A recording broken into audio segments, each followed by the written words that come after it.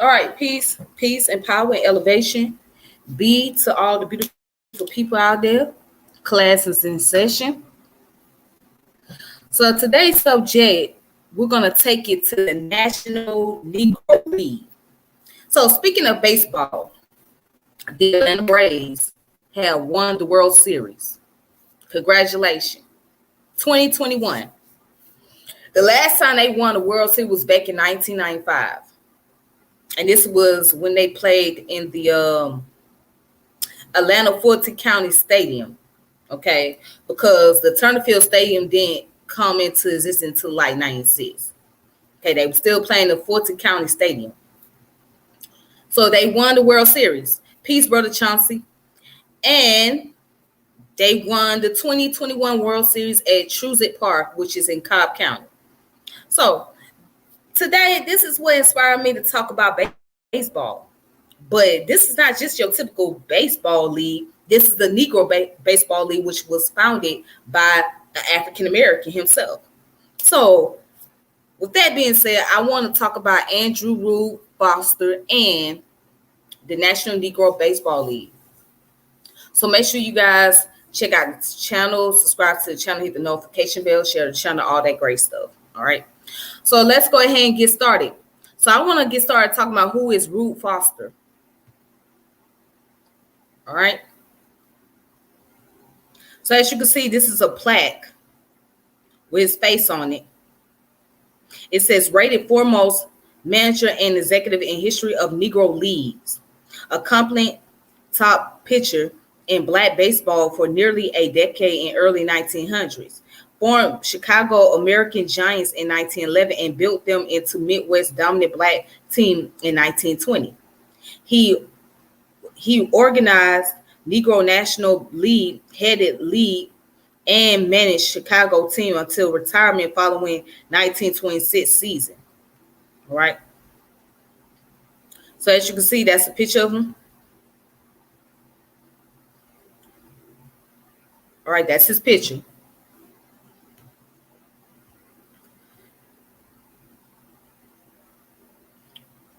So Andrew Rube Foster was born on September 17, 1879, and he died December 9, 1930. December 9, 1930. Was an American baseball player, manager, and executive in the Negroes Leagues. He was elected to the Baseball Hall of Fame in 1981.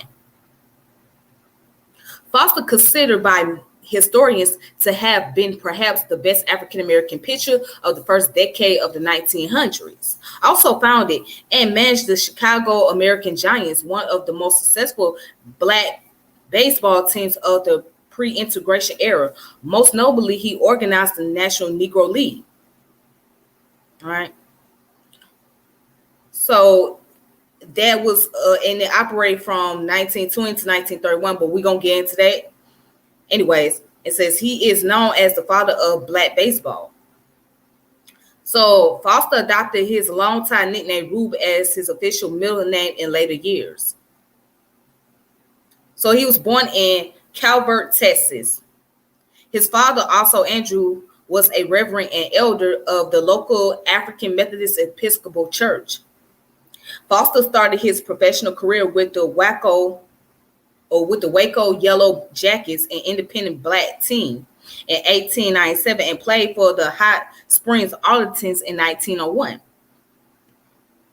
Over the next few years, he gradually built up a reputation among white and black fans alike until he was signed by Frank Leland's Chicago Union Giants, a team in the top ranks of black baseball, in 1902. He was released after a slump and signed with a white semi-pro team based in Otsego, Michigan, Barden's Otsego Independence. According to Philip Dixon's American Baseball Chronicles, Great Teams, the 1905 Philadelphia Giants, Volume 3, in completing the summer of 1902 with Otsego's multi-ethnic team, the only multi-race team with which he would ever regularly perform. Foster is reported to have pitched 12 games.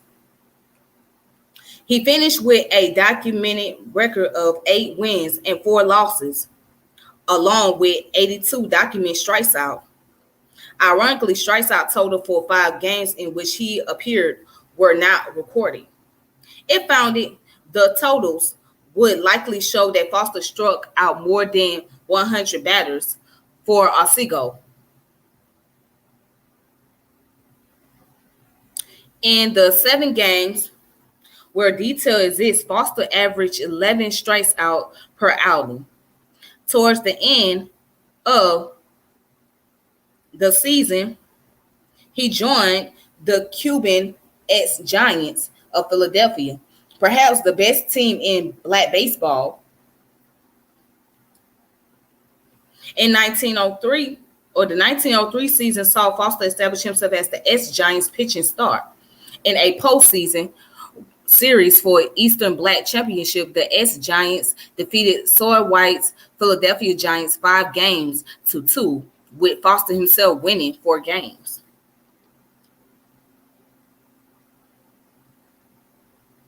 Okay, so I'm going to go ahead and skip down.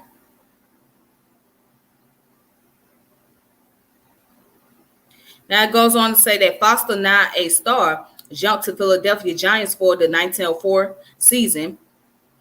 Legend has it that John McCraw, manager of New York Giants, hired Foster to teach the young Christy Mathewson the fadeaway or screwball, though historians have cast doubt on this story. During the 1904 season, Foster won 20 games against all competition, including the no-hitters, and lost 6. In a rematch with Foster's old team, the Cuban Eds, he won 2 games and batted .400 in leading the Philadelphia Giants to the Black Championship. What's up, brother Vinyasa? And in 1905, Foster, by his own account, several years later, compiled a fantastic record of 51-4 and led the Giants to another series championship, this time over the Brooklyn Royal Giants.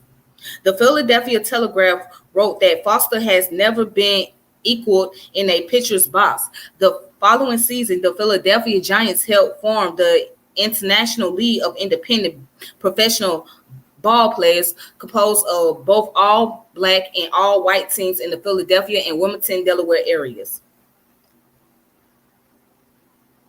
Okay. So now going down here where it says Leland Giants.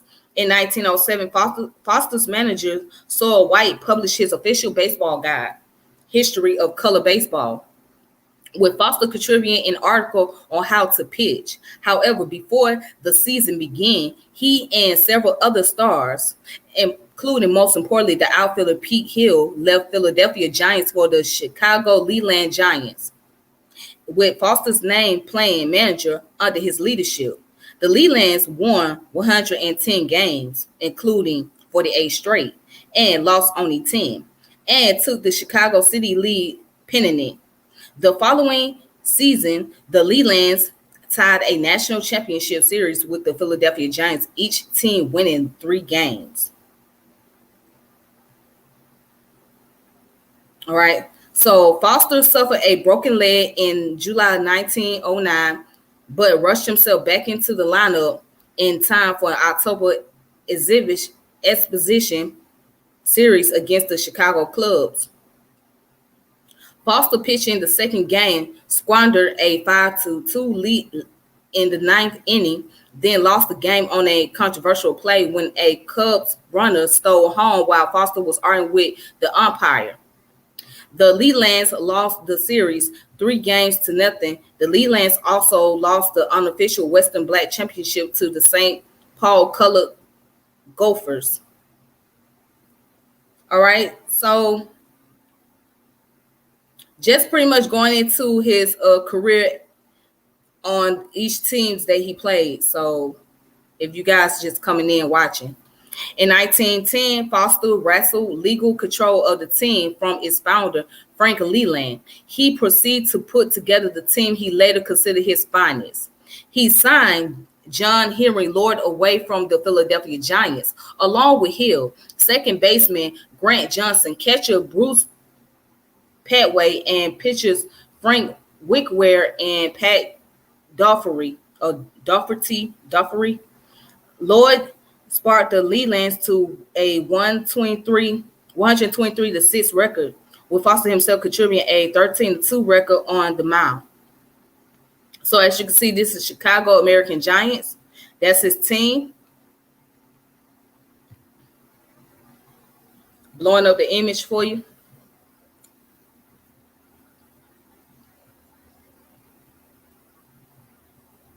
All right. Then, as you can see, this is another Negro team, which is the Detroit Stars in 1920.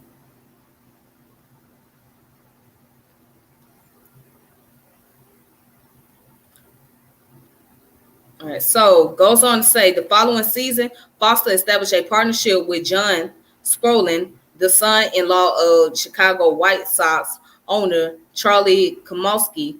The White Sox had just moved into Komosky Park, and Skrolin arranged for Foster's team to use the vacated Southside Park at 39th and Wentworth. Settling into their new home, now called Skrolin Park, the Lelands became the Chicago American Giant. For the next 4 seasons, the American Giant claimed the Western Black Baseball Championship, though they lost a 1913 series to the Lincoln Giants for the national championship. And it says by 1915, Foster's first serious rival in the Midwest had emerged, C.I. Taylor's Indianapolis ABCs, who claimed the Western Championship after defeating the American Giants 4-0 in July. One of the victories was a forfeit call after a brawl between the two teams broke out. After the series, Foster and Taylor engaged in a public dispute about the game and the championship. In 1916, both teams again claimed the Western title. The continued wrangling led to calls for a Black Baseball League to be formed, but Foster, Taylor, and the other major clubs in the Midwest were unable to come to any agreement. By this time, Foster was pitching very little, compiling only a 2-2 record in 1915. His last recorded outing on the mound was in 1917. From this time, he became purely a bench manager. As a manager and team owner, Foster was a disciplinarian. He asserted control over every aspect of the game and set a high standard for personal conduct, appearance, and professionalism amongst his players. Even Skrolin Park's huge dimension, Foster developed a style of play that emphasized speed, bunting, place hitting, power pitching, and defense. He was also considered a great teacher, and many of his players themselves eventually became managers, including Pete Hill, Bruce Petway, Bingo Demise, Dave Marlarcher, Sam Crawford, Poindexter Williams, and many others. In 1919, Foster helped Tenny Blount finance a new club in Detroit, the Stars. He also transferred several of his veteran players there, including Hill, who was to manage the team, and Pitway. He may have been prepared the way for the formation the following year of the Negro National League. So I'm going to get into talking about that in a minute. But let's go down to his legacy. All right, so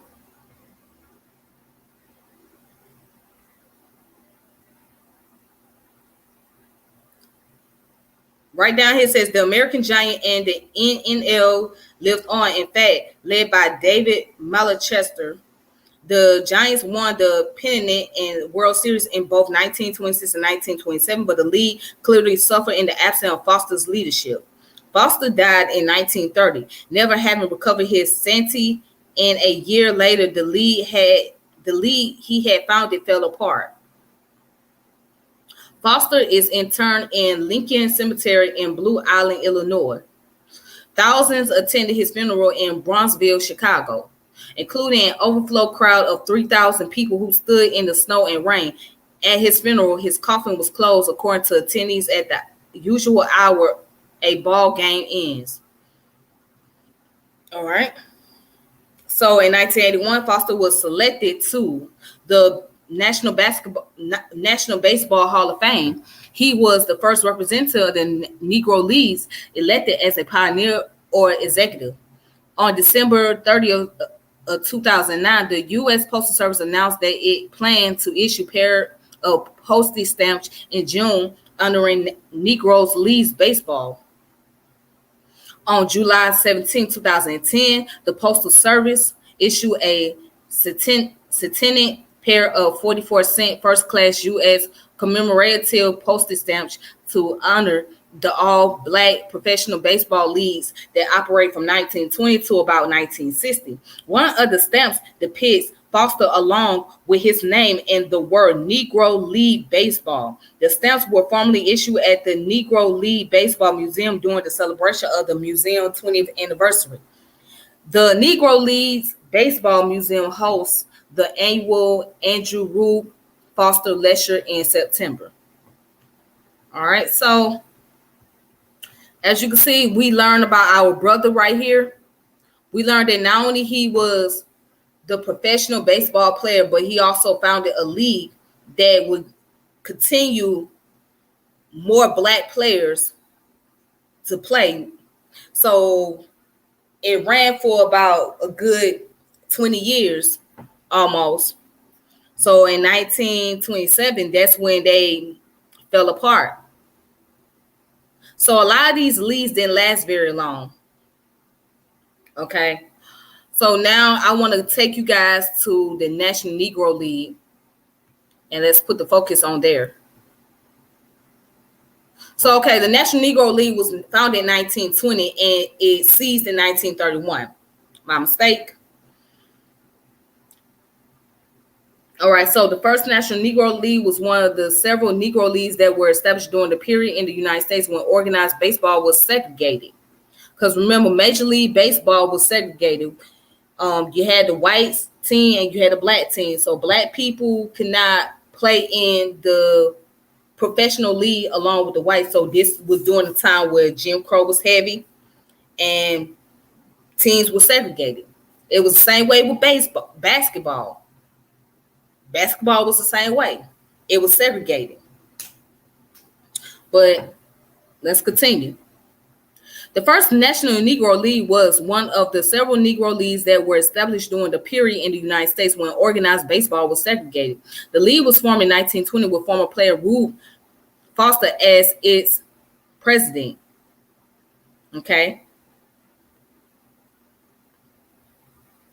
It says, led by Rube Foster, owner and manager of the Chicago American Giants, the NNL was established on February 13, 1920 by a coalition of team owners at a meeting in a Kansas City YMCA. The new league was the first African-American baseball circuit to achieve stability and last more than one season. At first, the league operated mainly in the Midwestern cities, ranging from Kansas City in the west to Pittsburgh in the east. In 1924, it expanded into the South, adding franchises in Birmingham, Alabama, and Memphis, Tennessee. All right, and in the competition, the two most important East Coast clubs, the Hilldale Club of Darby, Pennsylvania, and the Giants of Atlantic City were affiliated with the NNL as associated club from 1920 to 1922, but did not compete for the championship. In 1923, they and four other Eastern teams formed the Eastern Color League and rated the NNL for many of its top players, including John Henry Lloyd, Biz Mackey, George Scales, George Carl, and Clint Thomas, and signing Oscar Charleston and Reuben Curry in 1924. The war between the two leagues came to an end in 1924 when they agreed to respect each other's contract and arranged for the Colored World Series between their champions. So I'm going to go ahead and look into the Colored World Series later, but let's continue. Difficulties and demise. The NNL survived controversies over umpiring, scheduling, and what some perceived as league's president Rube Foster's disappropriate influence and favoritism towards his own team. It also outlasted Foster's decline into mental illness in 1926 and its Eastern rival, the ECL, which folded in early 1928. The NNL finally fell apart in 1931 under the economic stress of the Great Depression. So the Great Depression was a very hard-hitting time for America. A lot of businesses were suffering, especially small businesses or minority business. And this happened to be one of them that suffered under the Great Depression. All right. So the legacy, of course, the Negro American League, founded in 1937 and included several of the same teams that played in the original Negro National League, would eventually carry on as the Western Circuit of the Black Baseball. A second Negro National League was organized in 1933, but eventually became concentrated on the East Coast. To distinguish between the two unrelated leagues, they are usually referred to as the first National Negro League and the second National Negro League. The baseballreference.com, a baseball reference website, abbreviates them in players' records as NNL and NN2 respectively. All right, so here's the Negro Leagues franchise. Well, as you can see, you got the Chicago American Giants, the Chicago Giants, the Cuban Stars, which was known as the Cincinnati Cubans, Dayton Marcos, Detroit Stars, Indianapolis ABCs, dropped from the league mid-season 1924, but returned the following season. The Kansas City Monarchs, associate team 1931. St. Louis Giants, replaced by St. Louis Stars in 1922, which was virtually the same team with new owners. Columbus Buckeyes, Cleveland Tate Stars, dropped out mid-season 1923. Toledo Tigers, mid-season, replaced for Cleveland Tate Stars. Then you got the Pittsburgh Keystones, the Milwaukee Bears, Birmingham Black Barons, Cleveland Browns. Ooh, that's interesting. The Cleveland Browns, and you got the Cleveland Brown team in the National Football League as well. It kind of makes you wonder, is that where Cleveland Brown gets his name from? But anyways, Memphis Red Sox, and in the midseason replaced in 1924 for Indianapolis ABCs. Cleveland Elites, closely related to both Cleveland Hornets and Cleveland Tigers. Of course, you got the Cleveland Hornets, Cleveland Tigers, Nashville Elite Giants, which became the Cleveland Clubs for 1931 season. And then they returned to Nashville in 1932 after NNL folded.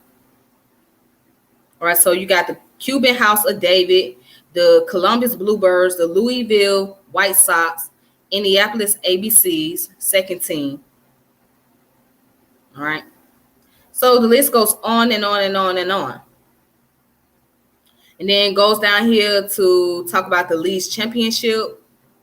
So as you can see, 1920 Chicago Giants, 21 Chicago Giants, and 22 the 1923 the all-way 1925 Kansas City Monarch, and 1926 the all-way 1927 Chicago American Giants, 1928 St. Louis Stars, 1929 the Kansas City Monarch again, 1930 St. Louis Stars, all the way on down to 1931. All right.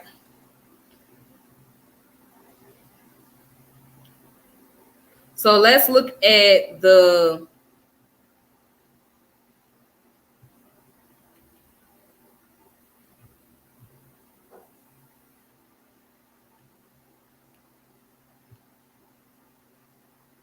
right. So let's look at the Negro World Series while we on the subject.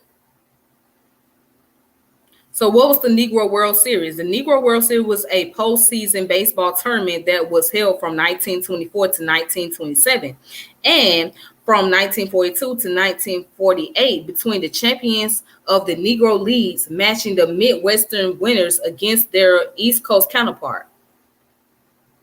The series was also known as the Colored World Series, especially during the 1920s, and as the Negro League World Series in more recent books, though contemporary black newspaper usually call it simply the World Series without any modification. A total of 11 series were contested in its prime, which ultimately saw 9 teams competing for a championship and 7 who won at least one. The Homestead Gray were the winningest and most present team in the tournament, winning 3 times in 5 appearances, while David Molly Archer and Candy Jim Taylor won the most titles as manager with 2 each. All right. So I just won't go any further. You guys can look this up for yourselves if you guys want to read more into it. But this is the Negro League right here, the Negro World Series. As you can see, this is the lineup. All right, so I'm going to go ahead and keep it moving.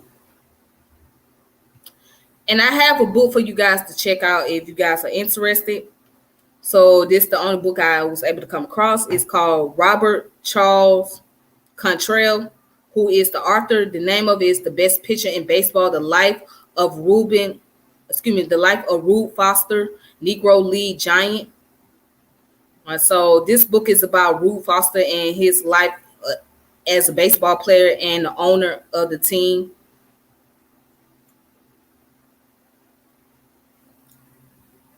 And it came out in 2001, so it was copyrighted in 2001. Okay, so if you guys want to check this out, you guys can look it up on your archive.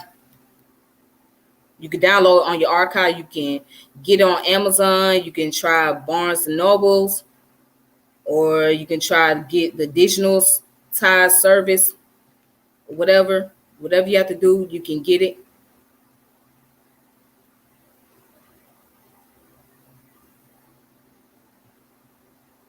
You said B1 Family.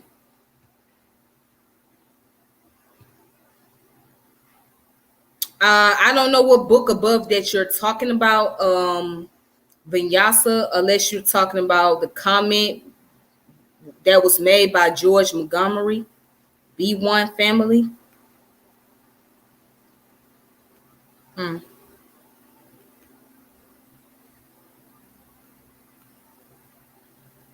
Well, tell me what book you talking about. Are you talking about the comment that George had made, or the book that I got posted on here?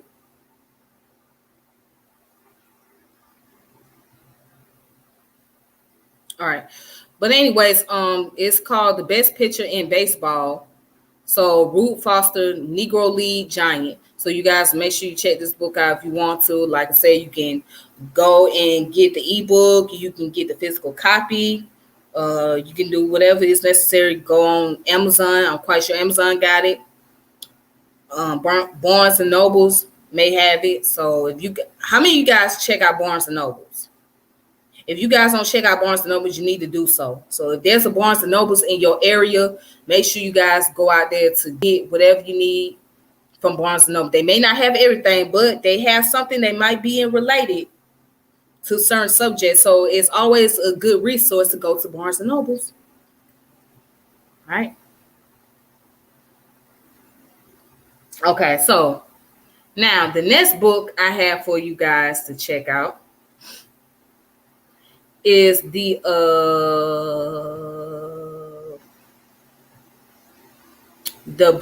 what's called Black Baseball in Chicago, edited by Leslie A. Heathley. Essays on the players, teams, and games. All right. So you guys can also check this one out. You can go to archive.org, which is the website. And you guys can go here, borrow books, check out books, or whatever you guys want to do. All right. So with that being said, that's all I have for today.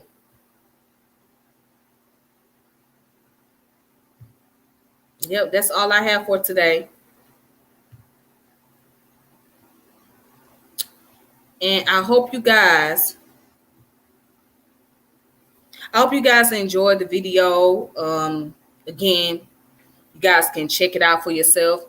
Until next time, may peace and power elevation be to all of you. So I'll make sure I come back over here later on and talk about another subject, another Black history subject. So be on the lookout for it. And thank you guys that have been following my channel, subscribing to my channel, share my video, recommending my videos. I really appreciate that a lot. Honestly. Until then, y'all take it easy on yourselves, all right? So with that being said, it's your girl Tiffany. I'm logging off. Peace.